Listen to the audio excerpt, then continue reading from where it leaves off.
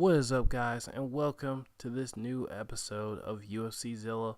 We'll be talking about the future of one of the most polarizing middleweights ever to hit that division, the Soldier of God, Yoel Romero. But before we do that, guys, hit that subscribe button and don't forget to hit the notification bell twice so you can get notified about every episode I put out of UFC Zilla. This is Godzilla Suplex, and enjoy the video. So we all know that Yoel Romero lost to Whitaker the second time in one of the closest fights probably in UFC history.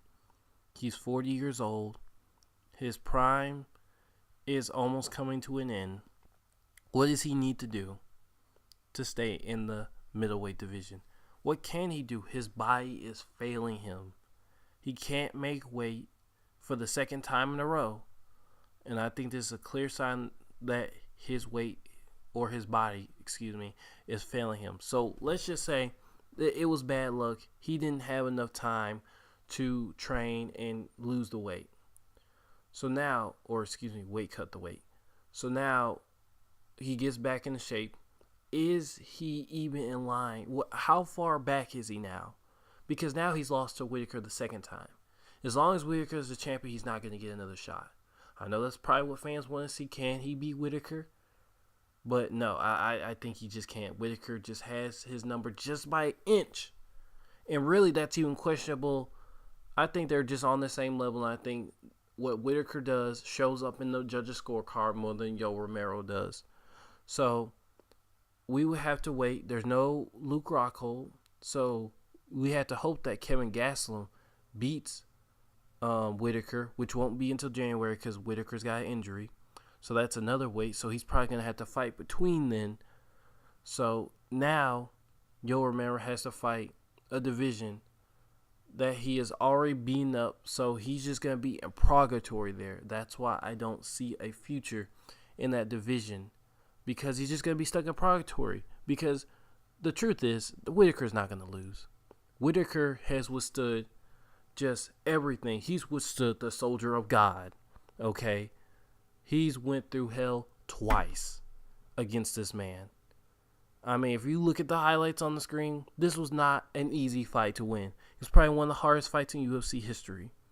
So now, are we going to sit here and say that Kevin Gastelum can't beat him? No. I mean, anybody can beat anybody in the UFC on any given night. But the odds are really not in his favor.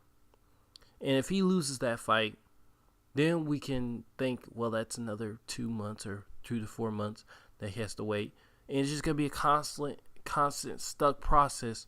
So logically, Yoel Romero is going to go to the light heavyweight division and face off with some of the greatest fighters that have ever stepped in this ring. And it's going to be real interesting to see that. He's going to easily be able to make weight. He's going to meet up with his old buddy Luke Rockhold. Yep, the one he called Judas. So, what happens from there? Well, first, who does he fight first, really?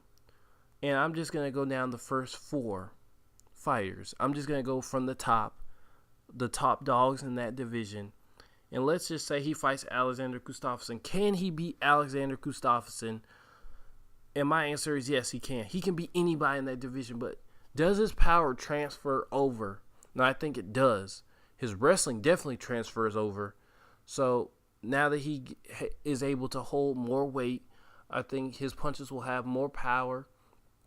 And he's able to strategize better. He'll feel better and all that. So I think the first thing is that they're probably going to do a Luke Rockhold rematch. I think Luke Rockhold has a lot to prove to beat Yoel Romero because of their feud. It's an easy fight to book. I mean, of course, Luke Rockhold's going to be up for redemption, and Yoel's going to be up to try and knock him out again. So, does he win that fight? Absolutely. I think he absolutely wins that fight again by KO. There's no way that Luke Rockhold, for a 5-minute fight, can avoid the overhand.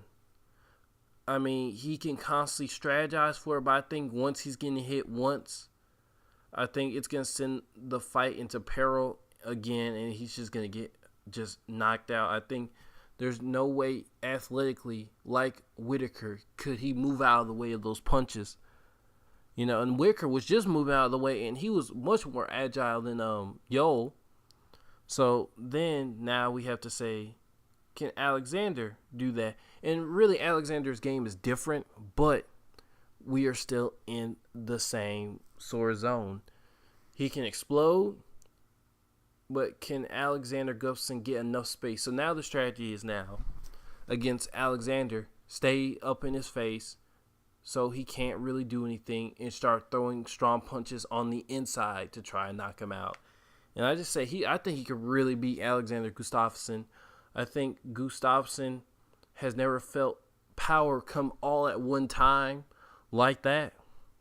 So, of course, he stylistically matches up against DC and John Jones well. But against this guy, who I think can victimize people of that length, I think that's a bad matchup. All he's got to do is stay close.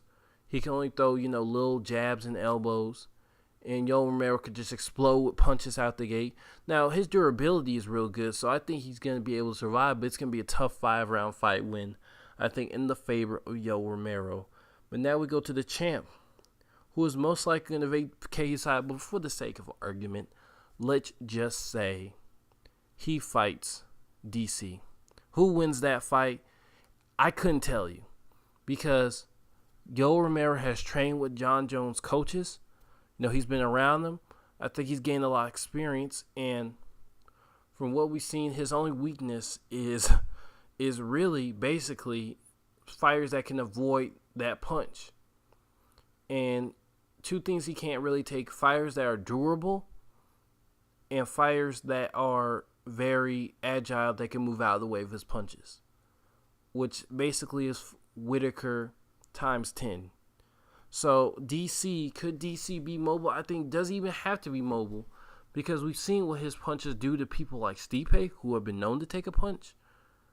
And I think Yoel Romero playing his game. See, the thing about DC, we've seen him against people with power like Anthony Johnson, what he's done to them. Now, of course, you can't do that to Yoel Romero because he has good wrestling, but you can't not think that he might fit into that scenario a little bit with his, power all at one time, with DC's takedown ability and his dirty boxing. But see, Yoel Romero, I think, is more agile to kind of combat that dirty boxing. Plus, the dirty boxing, I think, gives him exposed to an explosion, which is really what he's got to watch out for. He's smaller. He's able to get his head out of the way of stuff, and his torso is not as stuck as what you say Luke Rockhold when a punch comes his way. His body can only contort in certain ways, whereas DC has more mobility. So I think that's a better matchup, and that's really a 50-50 fight because if he get hit with a good combination 1, 2, 3, 4, DC's gone. He's gone. I think that is just what's going to happen if they fight. But, most likely DC will probably win by decision. I think very good, a very clear decision. And Yoel Romero waits until DC retires and then chases the title afterward. So then let's come to the final thing. Can he beat the GOAT? Now, y'all know I just said DC commit. Well, of course he can't beat him if he can't beat DC, but here's the thing. He matches up well against people of that style. John Jones is a lengthy, tall person. He could easily explode. But the thing is, John is more athletic than both of the previous tall guys I've mentioned.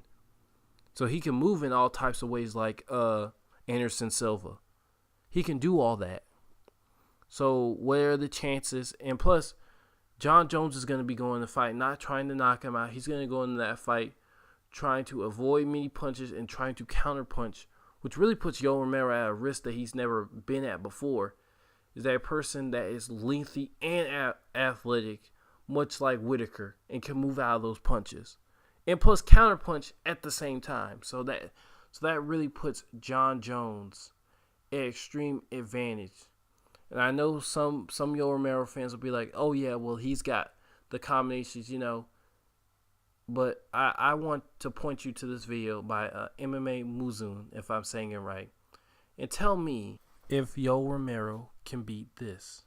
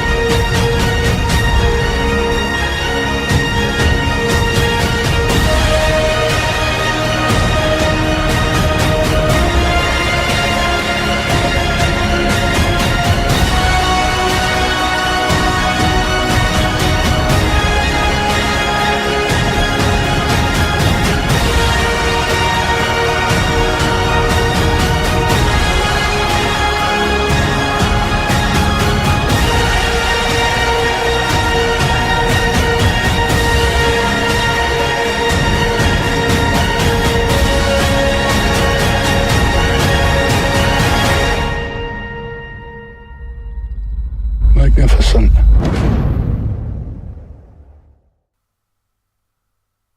Yeah, it's highly unlikely that he can beat Jon Jones. I think Jon Jones is just too athletic. He can adjust so well to anybody that Yoel Romero will have basically almost no chance of winning. So basically what I see happening, or my prediction of what's going to happen for the future of this great fighter, I think he might be a champion. Between Alexander Gustafsson and Luke Rockhold, I think it's a straight shot to the title. I think he can beat both of those guys until Jon Jones inevitably comes back. DC's not coming back. He's the champion of the division. It's pretty easy competition compared to first you gotta lose the weight, then you gotta get pressure if you miss weight, then you gotta still face hard as nail fighters. The fights are pretty easy at heavyweight. He still has the knockout power to knock out Stipe, the hardest person to knock out in the division. So, and then when you have next up, Curtis Blades, you can't say that it's harder than fighting the GOAT and Yoel Romero, then Alexander Gustafsson, and all those tough guys. So, I think DC is gone for good. He's staying in the heavyweight. He's vacating the belt. I think it's gonna be Yoel Romero and Alexander Gustafsson. I think Gustafsson's gonna get knocked out, and Yoel Romero's gonna reign for a short time. Then probably late that next year, Jon Jones comes back, reclaims his title in tremendous fashion, and probably gets embroiled in another controversy and gets the title stripped. But generally, the future looks bright for Yoel Romero. But guys, thank you for watching this video. Comment what you think Yoel Romero's future is going to be. Is he ever going to win a championship? Can he really beat Daniel Cormier, Jon Jones, or Alexander Gustafsson? Just comment all that below. Subscribe and hit the notification bell twice to be notified every time I upload a UFC Zilla video. And guys, y'all have a nice day.